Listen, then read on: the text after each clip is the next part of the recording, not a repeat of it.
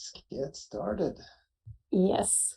So hello, everybody. Welcome to Misunderstanding Cloud Native Java. I'm Anna. I'm a Java Champion alumni, currently working as a senior developer advocate, and I'm passionate about, obviously, Java and Kubernetes, hence today talking about misunderstanding Cloud Native Java with Rustam.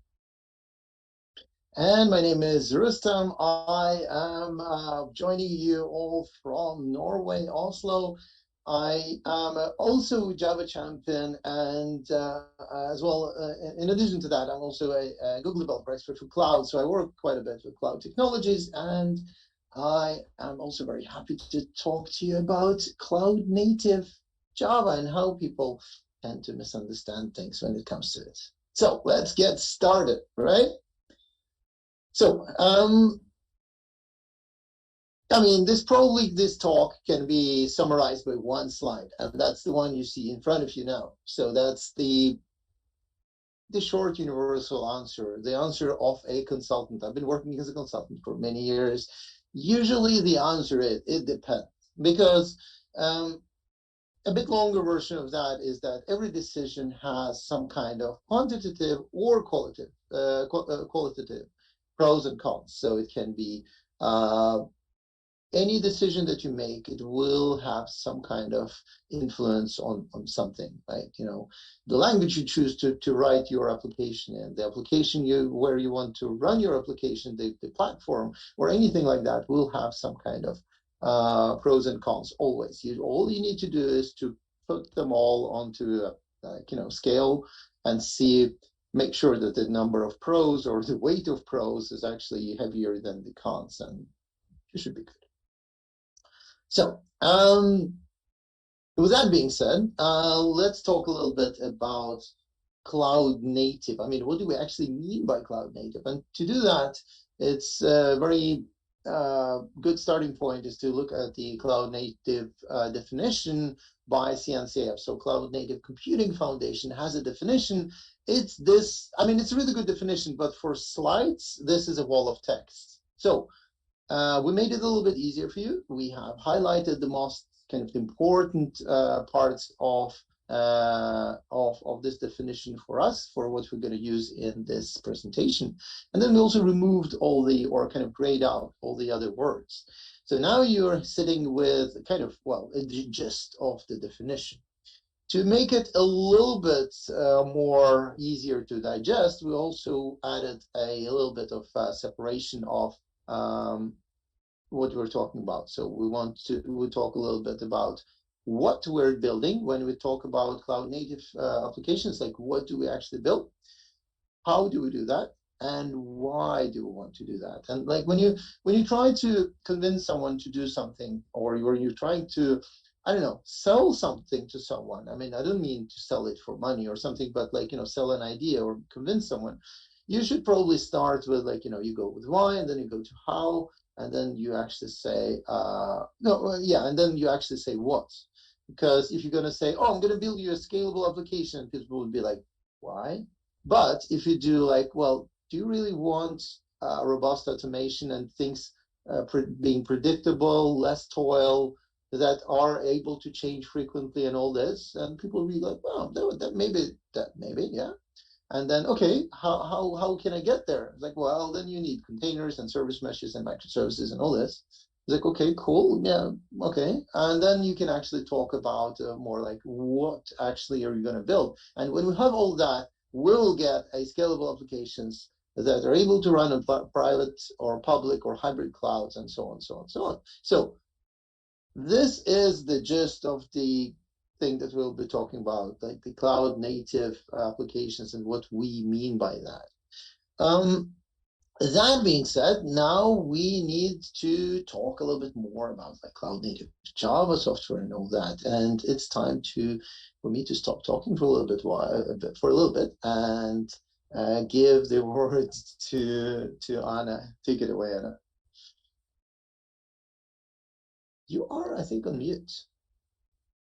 I was on mute. Thank you. That's the word of 2020 or 21. Well, sorry. True. Still on that actually here. So about cloud native Java software, probably you've seen this when you're working with your applications, and if you're looking to your applications from a platform point of view, like how do you provide the entire functionality to your end users? The cloud native software that you're building, including the one that's based on Java, is currently thought as highly distributed. It has to evolve with the language, with the tools and frameworks that are available on the market, because everybody's is evolving, is going and innovating. And your software has to keep up with those too. And also that operates also in a constantly changing environment. This means that, well, maybe the language, the JDK, or the tools and the frameworks are changing, but also the infrastructure is not just staying in place. That's evolving as well. I can give you one example why: security. And that's very important because we want to make sure that our software is always prepared to survive attacks or any other issues that can come throughout time. Those being said, if we're looking at the cloud native applications and why we're building the cloud native applications in the context of cloud native software, is because they match a few points that we always wish to touch as developers. The current landscape of cloud native applications is looking at making applications highly available.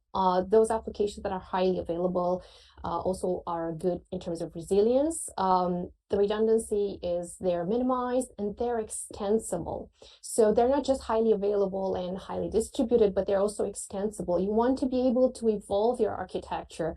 And that's why we are distributing and, like, splitting the concerns of the architectures nowadays with so many tools and frameworks, so that we can build something that's extensible through time, and we don't rewrite everything from scratch every time that a shift in technology happens.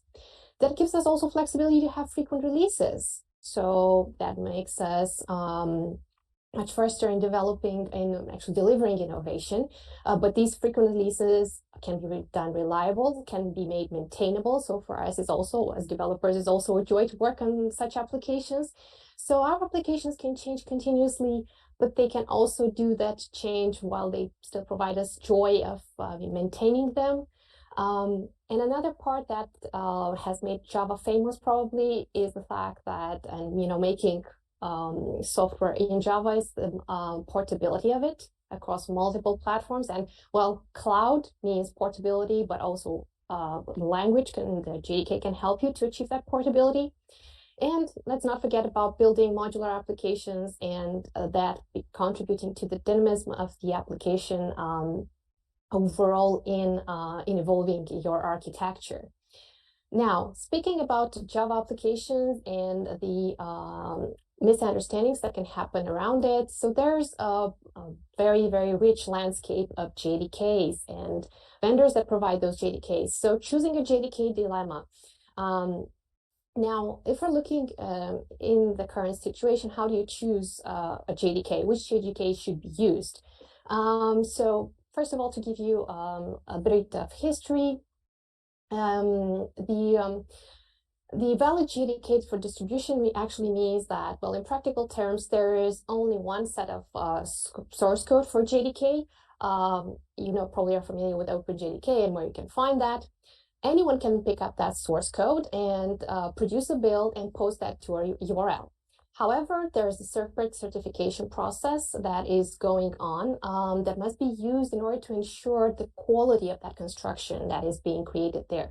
So that certification is being performed by the Java community process. You've probably heard about GCP, which provides a technology compatibility kit called TCK. And if an organization produces an OpenJDK build that complies to the entire TCK, that build is described as compatible with Java SE. Now, if that build is called compatible with Java SE, the vendor can obtain a commercial license from Oracle, and then it can be called Java SE. So in short, OpenJDK plus vendor process transforms a source base into several different builds. Moreover, if you're looking at versions of JDKs that are available, in the landscape. You can choose, for example, OpenJDK builds if you only use the default features. Even look into those 6-month releases, because, for example, if you only use the default features, I mean, you don't heavily rely on security updates for your business. You can also opt for those. But if you want to, and of course, this will ensure constant updates. But when you're thinking about production, and of course you have to check that also with other vendors, like how the support of overall software goes with OpenJDK. When you're thinking about production, well, maybe you should look into the more long-term releases that are available. And by the way, next year is going to be the novelty, the most probably a very expected moment, Java 21. The new LTS available. So if your application is cloud-based, please consider build distributed by a vendor, because, well, you probably would need somebody to support that. And it's good to rely on security from vendors as well. So those being said about the JDK that you could use, how about talking about the compiler of choice for cloud-native applications? Because when you're working with cloud-native applications, you have to, also in the Java landscape, you have two options, GraalVM and OpenJDK. Now, the red pill for native, you can also look at that like, okay, probably the container image is not going to be as small as the one in the case of the native. So always like weigh your options when going forward and look at what you're planning to build as well. Now that we discussed a little bit about the JDK and the compiler that are available in the landscape, let's talk about another misunderstanding that's in our world, and about discussing the measuring of the footprint of our Java applications. Because probably you've heard that syntagm, reduced memory footprint, or minimize the memory footprint, and probably wondering what's that coming from, or how do you do that? How do you measure that as a Java developer? So to understand the memory usage for a Java application, you should know that by default, the JVM allocates, comes with a default memory value set as a starting point. That one can be fine-tuned afterwards. Like, well, the JVM uses a default garbage collector implementation, and you can fine-tune the GC that you're choosing, the garbage collector that you're choosing.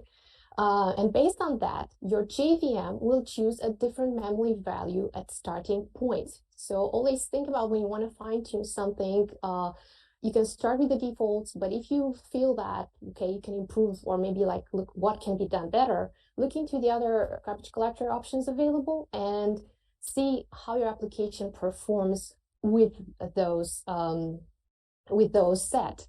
Moreover, you should know that, well, the JVM is running your application, and besides that default memory that is being set, the resident set size memory is that portion that includes memory allocated from shared libraries, because those are also set in the memory, and includes also the heap and the stack memory.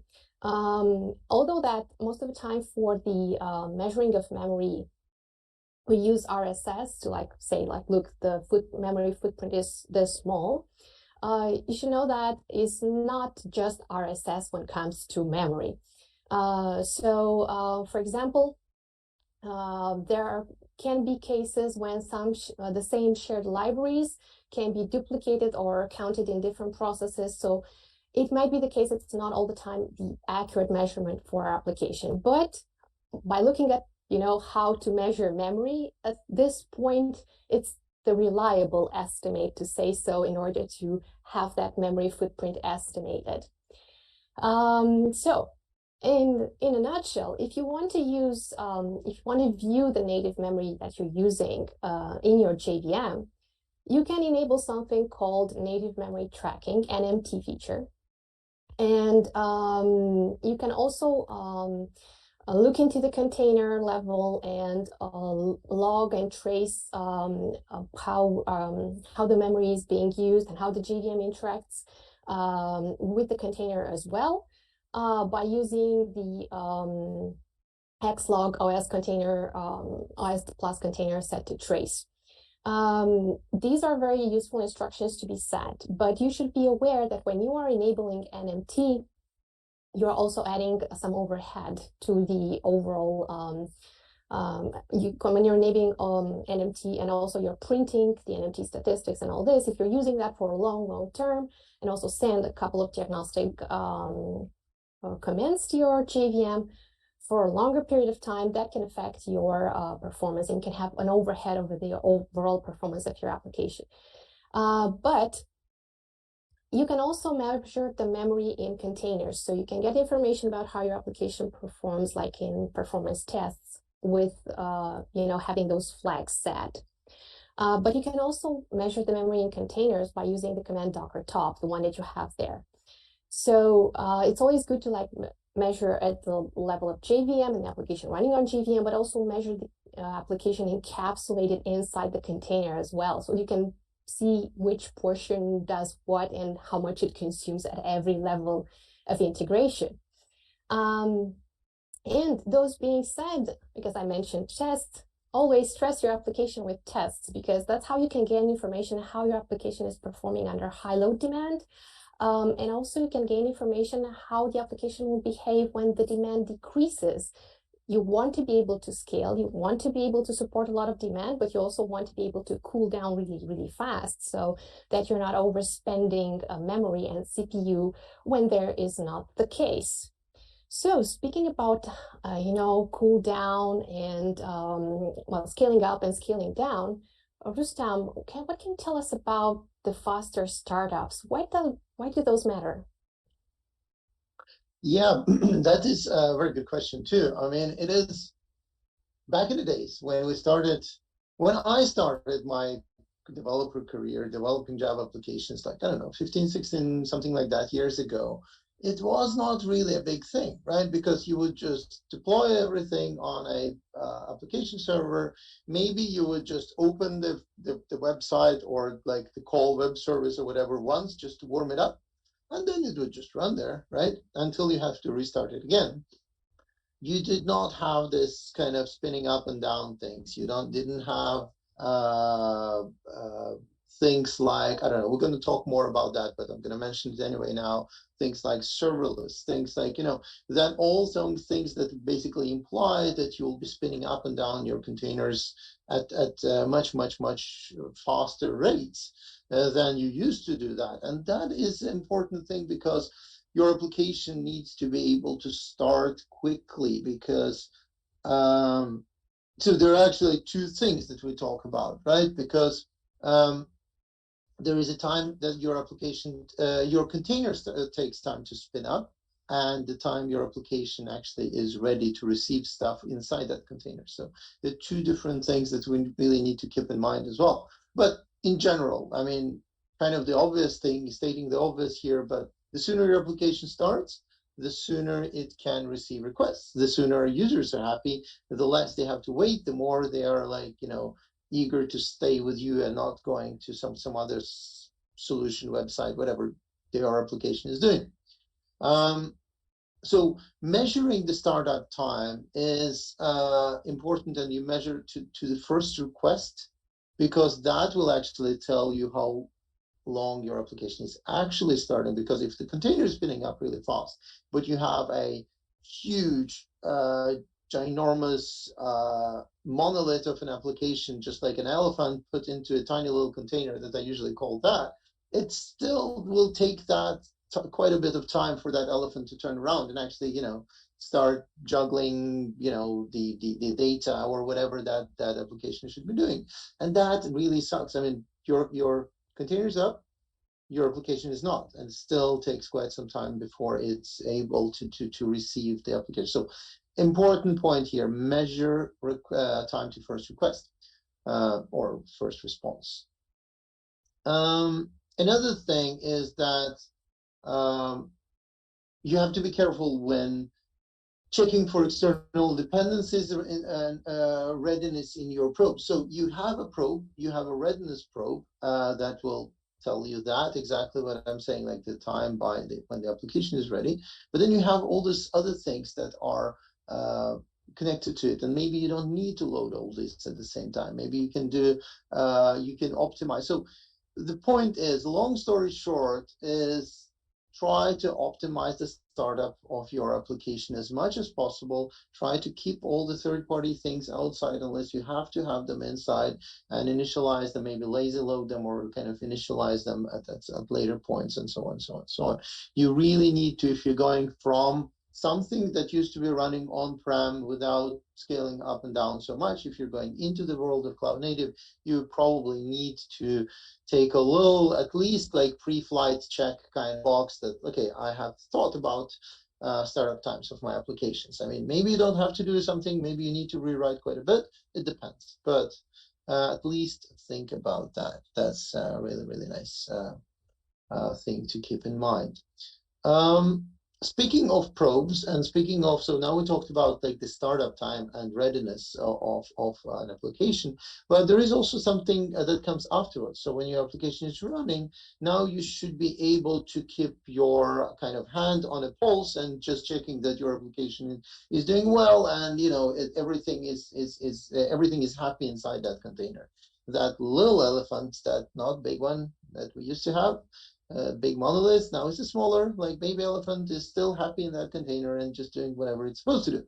And when you do that, you actually have some kind of health probes. And the question is like, oh, should we or should we not probe? Well, I mean, I guess what I said already kind of answers that question, but usually it's a bit of a misunderstanding that like, oh, should we not do that?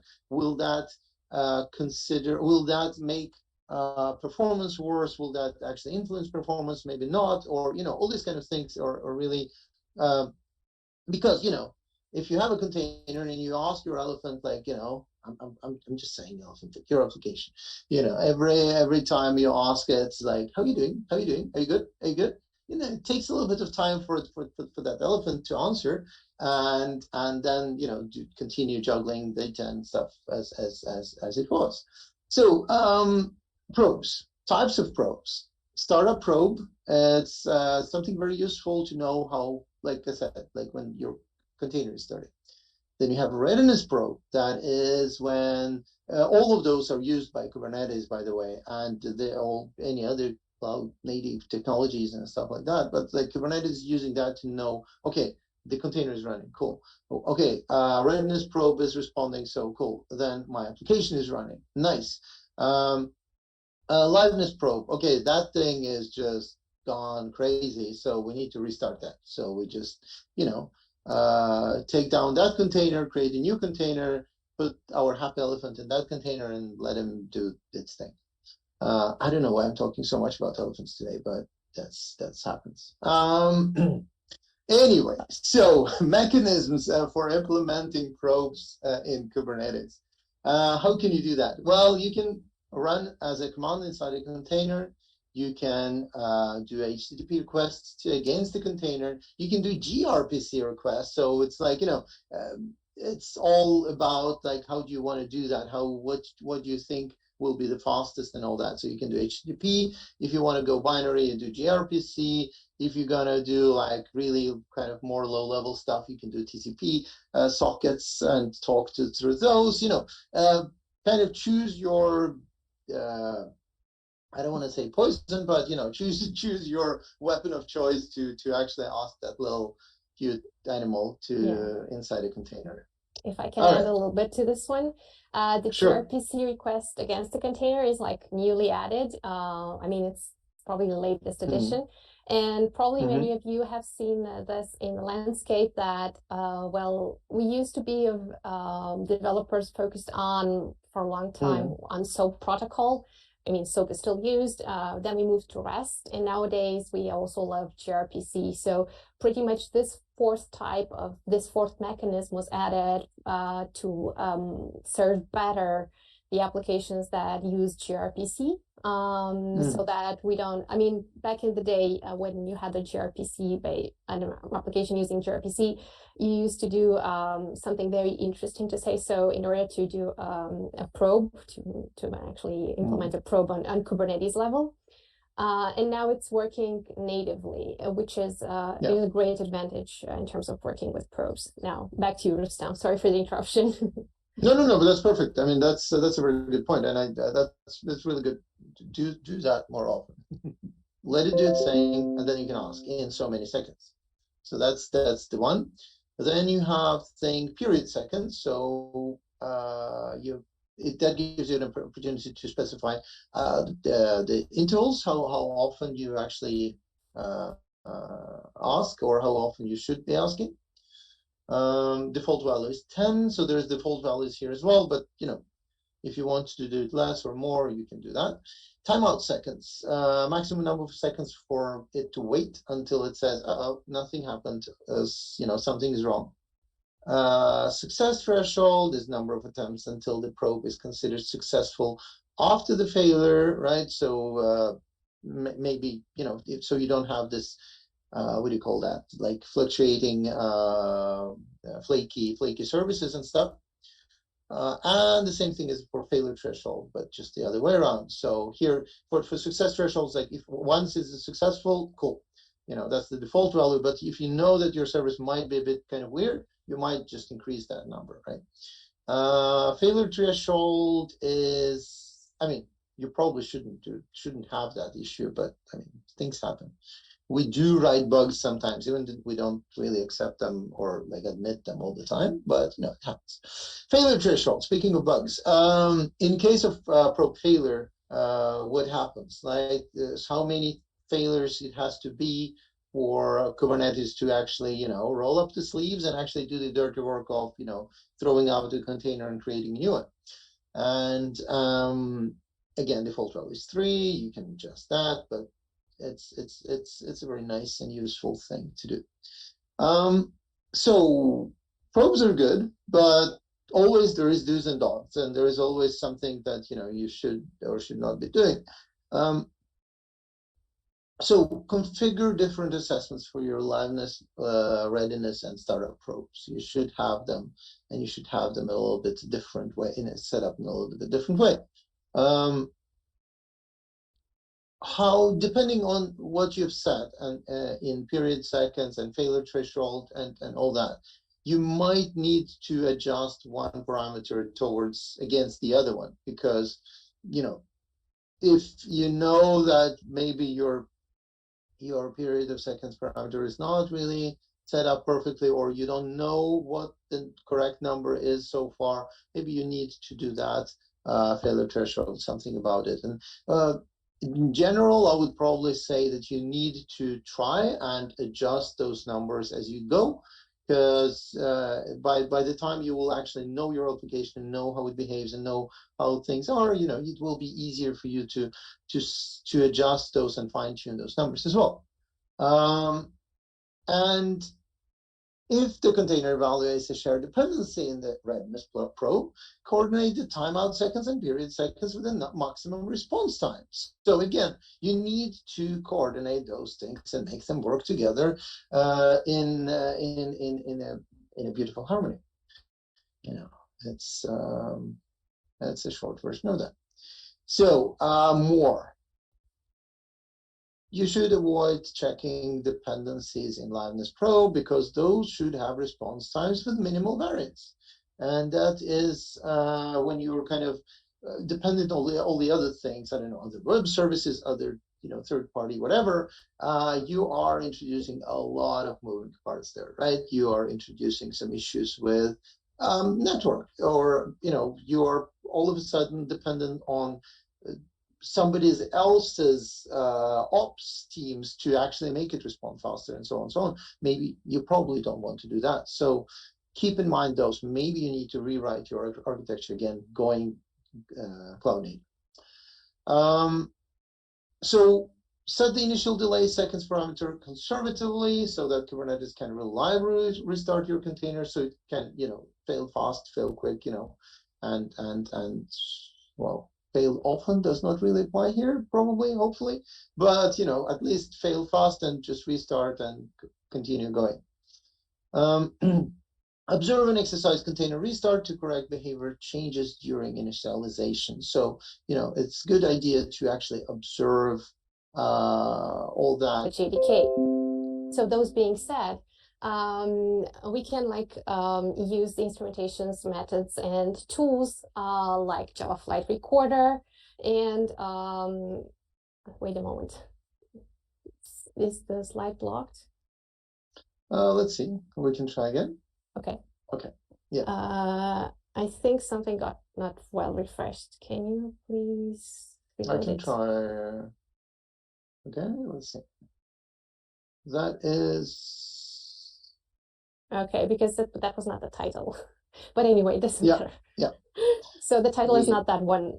I don't know what happened. The things that I want to say is you can use the instrumentation methods included in the JDK. So there are a few JDK tools that come shipped with the JDK version. Java Flight Recorder being one of them, because that allows both administrators and developers to get information about what's going on in the JVM and also with the Java application that is running. You can use other tools like command line tools that are shipped with the JDK. There are more than 20 tools that you can use punctually when you're observing your application, but you can also use those in your automated tests to run and see how your application is behaving from monitoring from the application side upwards. And last but not least, look at OpenTelemetry, because that's the overall protocol and specification that can help you to inspect and correlate the application with the infrastructure telemetry. As we're thinking about cloud native Java, we're thinking about applications, Java-based applications that are running in containers. So we always have to think about the performance and what's going on with our application from application level, but also with containers level. And the problem sometimes, or the issues that, or the facts that can be improved regarding our applications sometimes can rely in the configuration side. That, of course, heavily depends on the infrastructure. So just as a summary, you should always collect, of course, logs, because logs help you when debugging. Also metrics, because metrics tell you how well your application behaved, but also tell you maybe act as a proof that you can do things better and think about what to improve and actually compare, for example, mentioned earlier, the garbage collector configuration. Try to see how are your metrics when different garbage collectors are being fine-tuned. Then traces, because they can tell you where your request has traveled, so you can identify your transaction across multiple microservices, where that transaction went through and what happened to it. And of course, last but not least, user feedback. Sometimes we can design the best applications in the world and implement them, but if they're not used, something might not be very okay with them. So always look at all this for, No, I just wanted to jump in and say that those things are really important.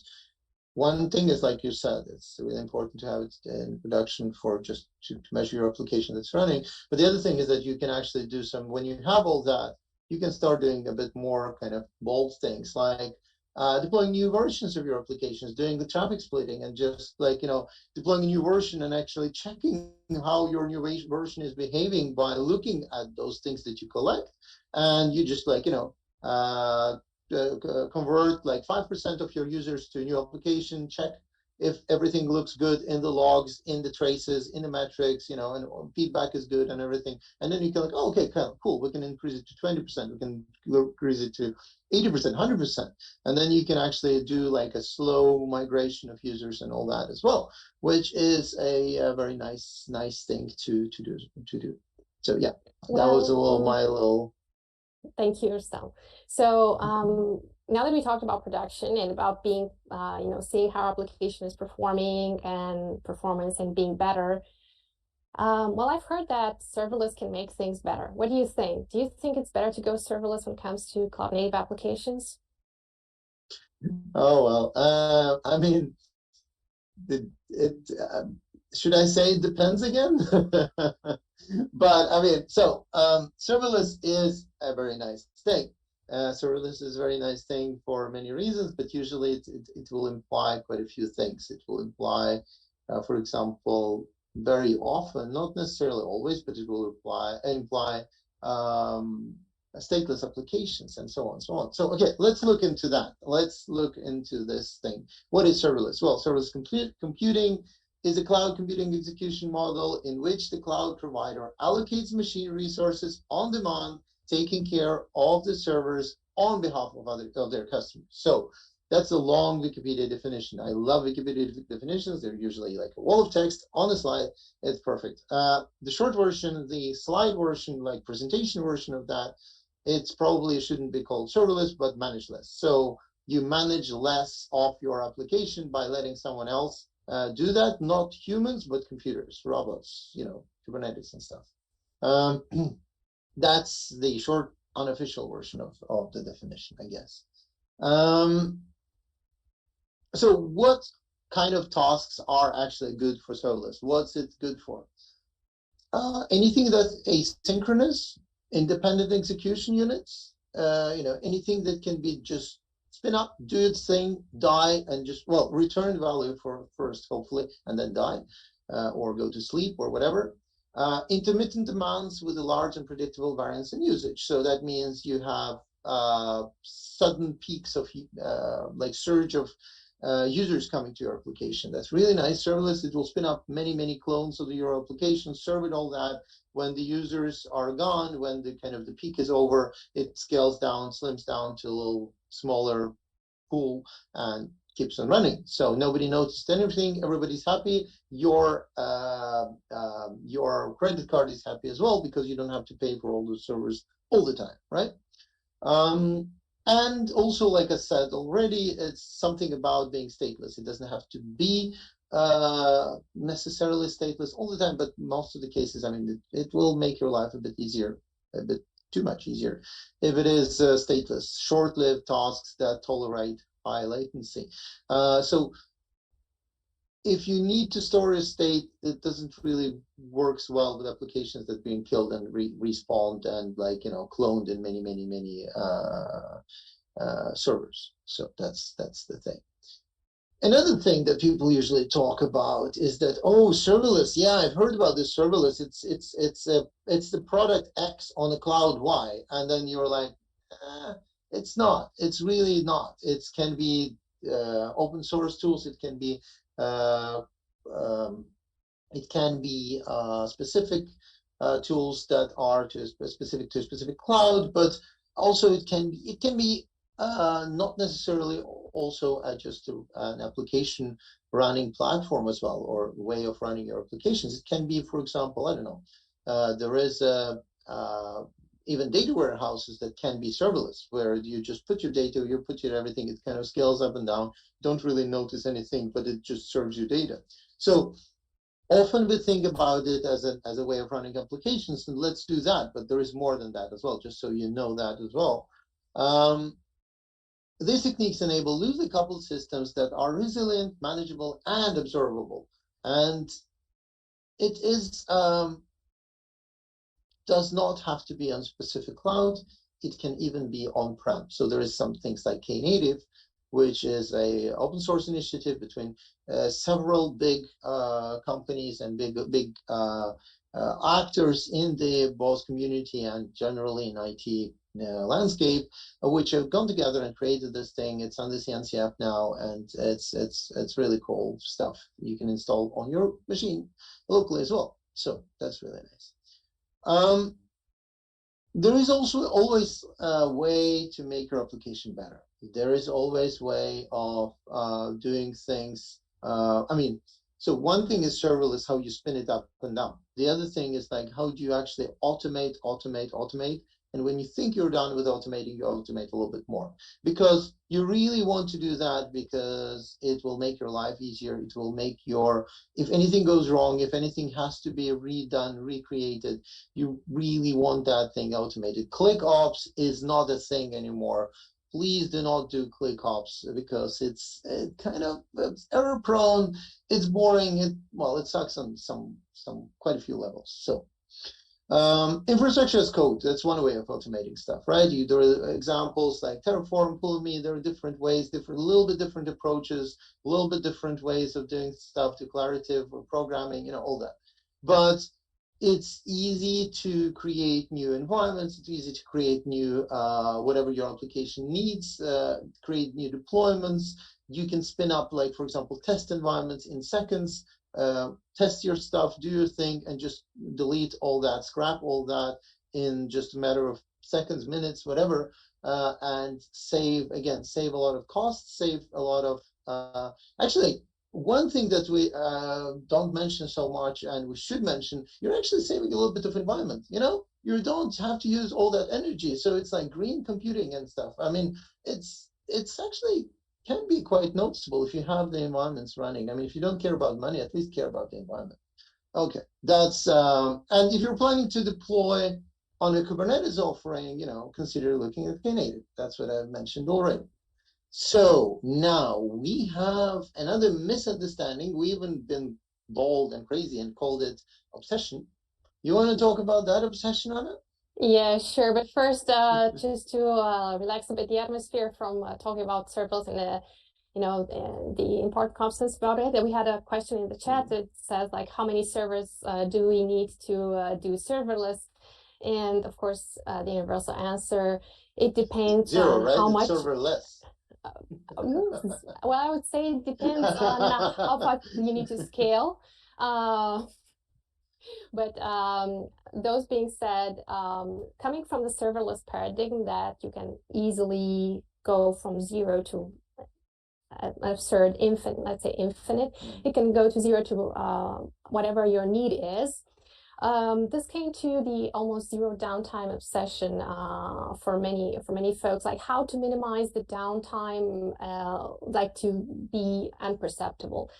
Sometimes it can be a misunderstanding, like, okay, can we go that far, like not use anything and like be so much savers in terms of memory and CPU, or how can we get to the almost no zero downtime? So I think the ideal situation would be like to scale up and down with not much cost involved in terms of memory and CPU. Well, we have some influencers also in this kind of strategy, and sometimes the serverless world is influencing our zero downtime too. So if we're going pure Kubernetes, well, the deployment strategy, of course, can affect the way that the downtime is perceived.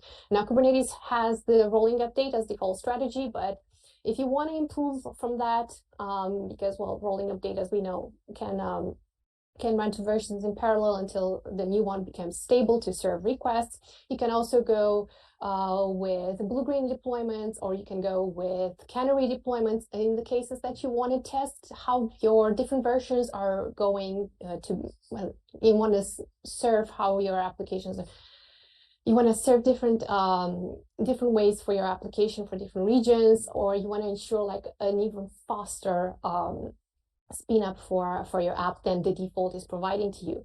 Then or if, sorry, just one little thing. If you want to test a new workflow, that is also a very nice kind of way of trying that, right? Yeah.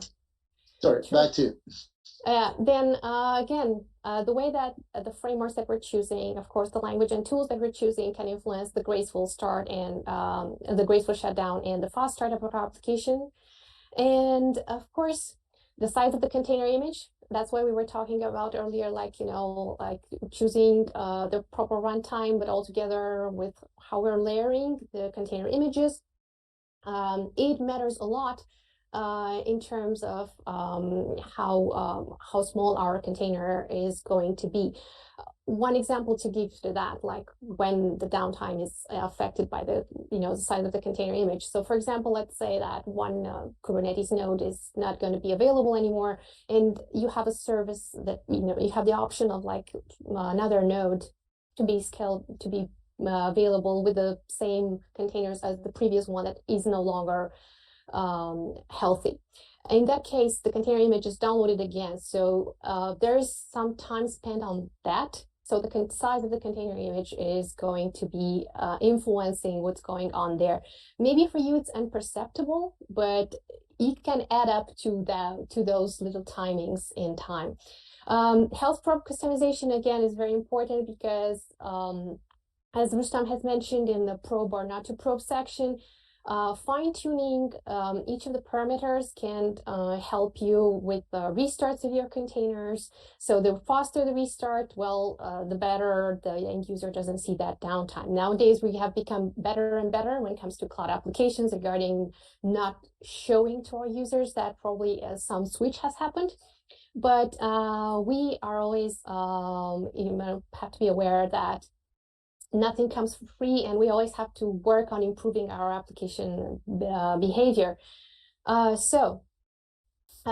being said, we thank you for listening to us. We're looking forward to more questions and, of course, more issues that you have had when running your cloud native applications.